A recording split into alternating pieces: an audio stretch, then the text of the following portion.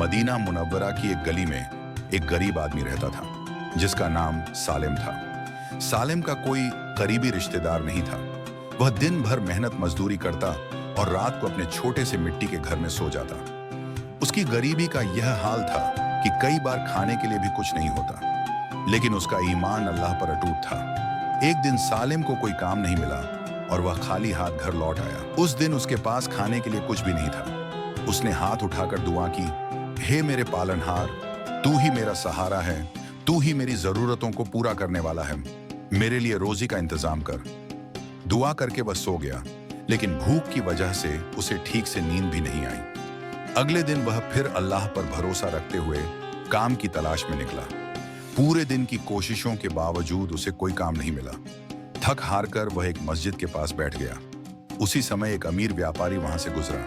उसने सालिम की परेशानी को भांप लिया और उससे पूछा, भाई तुम बहुत थके हुए लग रहे हो, सब ठीक तो है?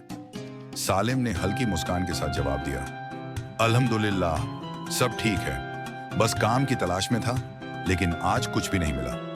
व्यापारी सालिम की ईमानदारी और सादगी से प्रभावित हुआ। उसने सालिम को अपने साथ चलने को कहा और उसे अपने घर ले गया। वहां उसने उसे खाना खिलाया और कहा, अगर तुम चाहो तो मेरे लिए काम कर सकते हो। मैं एक व्यापारी हूं और मुझे एक ईमानदार व्यक्ति की जरूरत है जो मेरा व्यापार संभाल सके। सालिम को यह प्रस्ताव स्वीकार करने में कोई संकोच नहीं हुआ, क्योंकि वह परिश्रमी और ईमानदार व्यक्ति था। कुछ ही समय में व्यापारी को समझ आ गया कि सालिम वास्तव में मेहनती और सच्चा इंसान है। उसने सालिम को अपने व्यापार में भागीदार बना लिया।